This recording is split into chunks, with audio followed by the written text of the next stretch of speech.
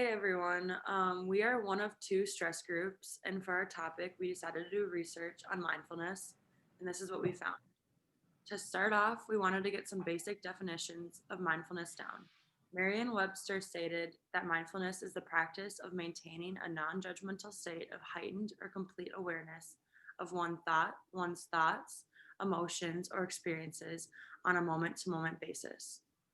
We then thought of what mindfulness in our own minds is and came up with things such as has a lot to do with taking care of yourself for yourself, managing thoughts in a healthy way, how you internally and externally care for your body, being aware of oneself, being able to assess your needs and problems, and having a healthy mind.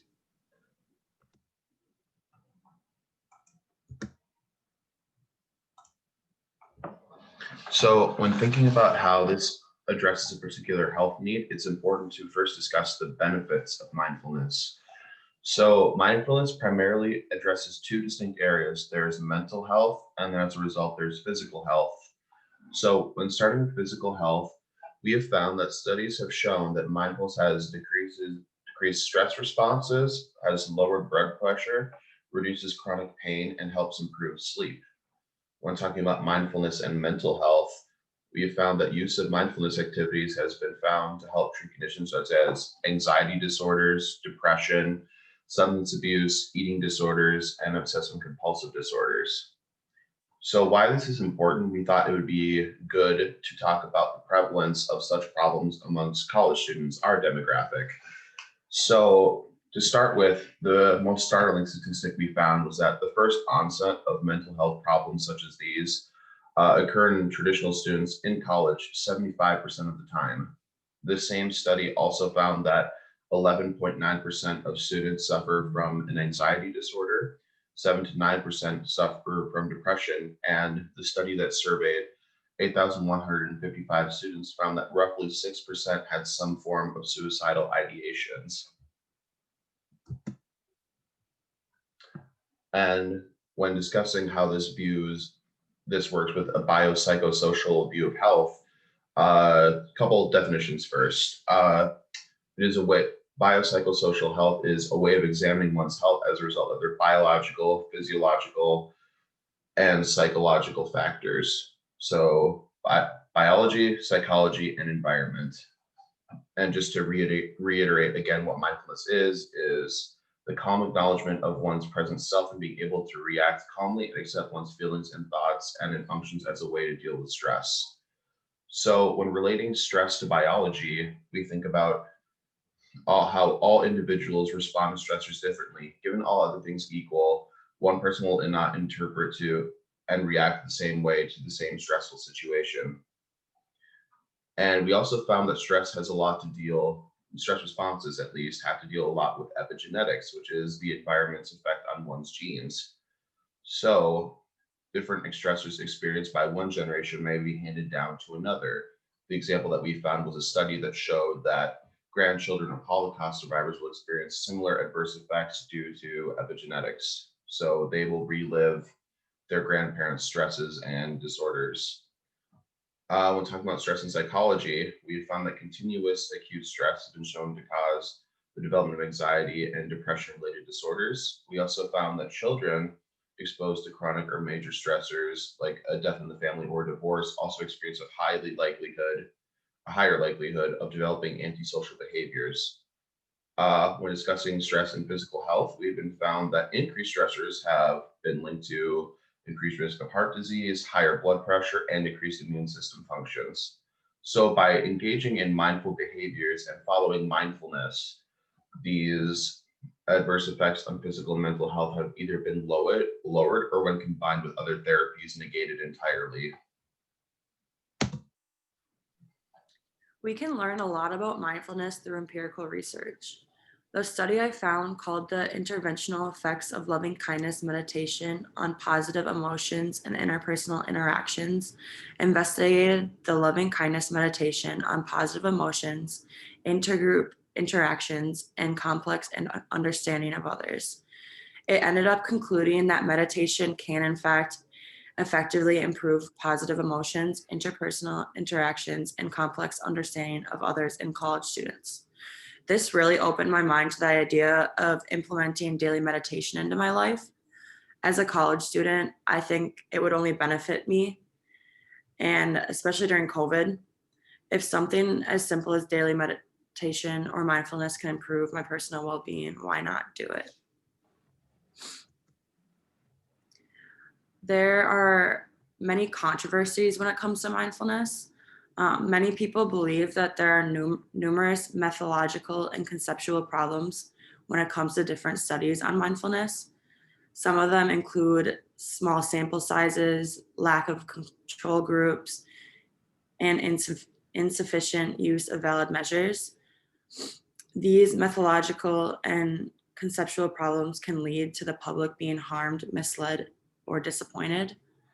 It was also discussed that despite the widespread use of mindfulness, the scientific data on it is very limited. However, this doesn't stop people from using it, and a lot of people still find it very beneficial. Another main controversy is that there's not one specific way to be mindful. It differs from person to person.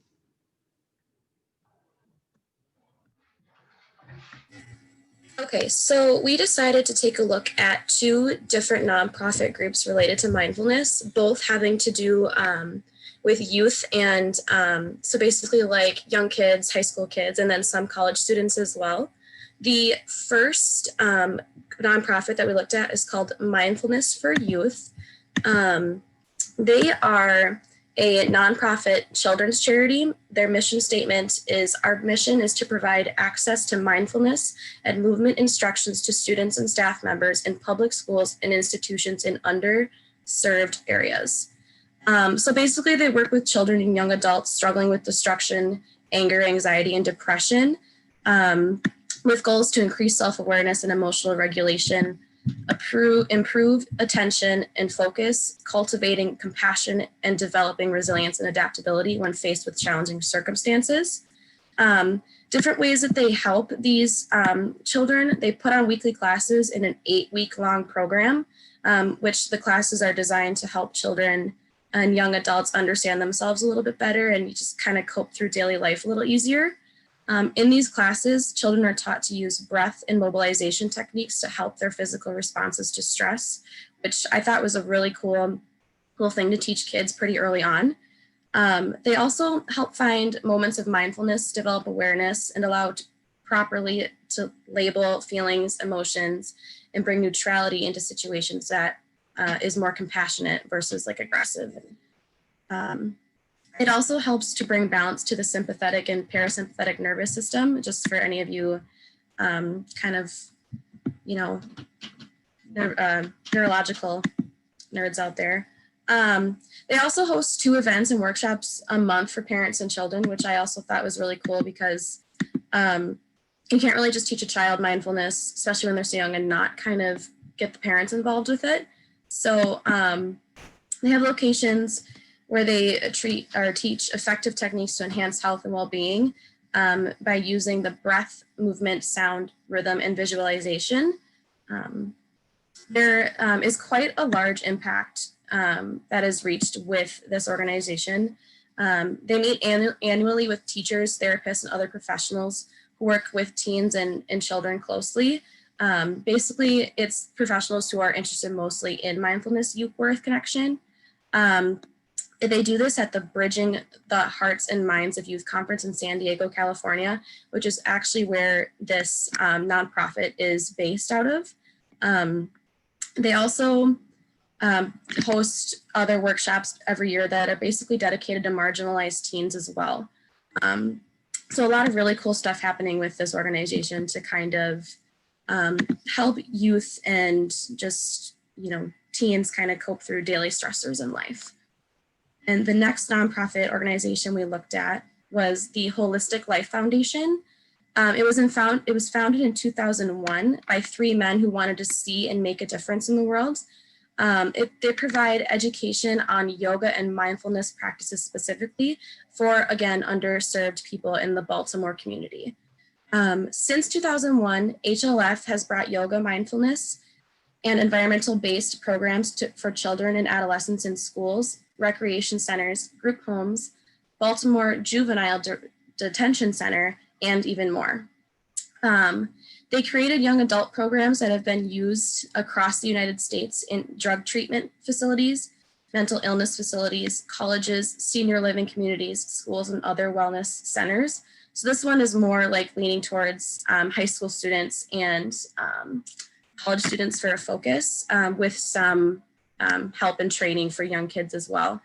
Their mission is to provide human and environmental health programs, humane and environmental health programs to demonstrate the interconnectedness people have within their environment. There are several programs that these students and children are able to participate in through the foundation, which include workshops again, residency programs, yoga and mindfulness classes, and other trainings. I also found some really awesome testimonials from this site specifically that I wanted to share with everyone. So this is specifically from an HLF student. They said, yoga helped me to deal with my issues using positive ways instead of going back to my old ways handling things. Another student said, the exercises are ones that I can do almost anywhere, so they're becoming a part of me. I'd recommend this program to all my friends because I can see a difference in me. And then two other testimonials, another student, this one was a younger student, 5th grade student actually, who attends the HLF Yoga and Mindfulness program in Baltimore. They said, sometimes when I get mad, I just breathe deep. I just like picture me being in a certain place and I just thought I could overcome everybody, and then I just stopped being mad. I think of being a bigger person and doing something maybe a wise man would do. I think I'm something that a mentally stronger person would do. So I particularly like this testimonial because, first of all, this child is a 5th grader, and I think that it just shows within this mindfulness program that this is really benefiting even younger children. So I really wanted to share that with you guys, just because I think that mindfulness is something everybody can benefit and practice from. And then this last testimonial I found comes from a principal. Excuse me, Jack, could you go back just one more? I'm sorry. And then was the exposure of mindfulness practices and techniques will be a lasting experience for many of our students who may not have any other mechanisms to combat their stressful existence and circumstances. Again, I just thought this was really cool to see an outsider's perspective on the program and just to kind of hear about how it's helping their students. So we also kind of, I just looked at this article called Mindfulness on the Go, Effects of Mindfulness Meditation Apps on Work Stress and Well-Being. So I thought this was really interesting because there are so many different apps and things out there nowadays that people can try at home if they're kind of interested in getting started with a mindfulness-based practice. So the mindfulness meditation program that they used was delivered via smartphone, which they looked for what are the effects on work, specifically work stress and well-being. Groups were randomly assigned into 2 groups from 2 different companies. Group 1 was an intervention group, which they used the mindfulness meditation app. And group 2 was the control group, which was placed on a wait list for control condition. So they did not use the app, basically. Participants completed 1 meditation per day over an 8-week period. Each meditation on the app were recordings of 10 to 20 minutes long, so not a very big chunk was taken out of their day to practice this and improve their mindfulness. The intervention group reported significant improvement in well-being, distress, job strain, and perceptions of workplace support compared to the control group, which I thought was very interesting. The findings suggest that short guided mindfulness meditations delivered via smartphone, and basically in general, I guess you could say, that are practiced multiple times a week can improve outcomes related to work stress and well-being with potentially lasting effects. So what can we take away from this study in our own daily lives? Incorporating brief moments of mindfulness meditation or taking a brief amount of time out for yourself every day to be mindful can be beneficial to overall well-being, not just workplace well-being.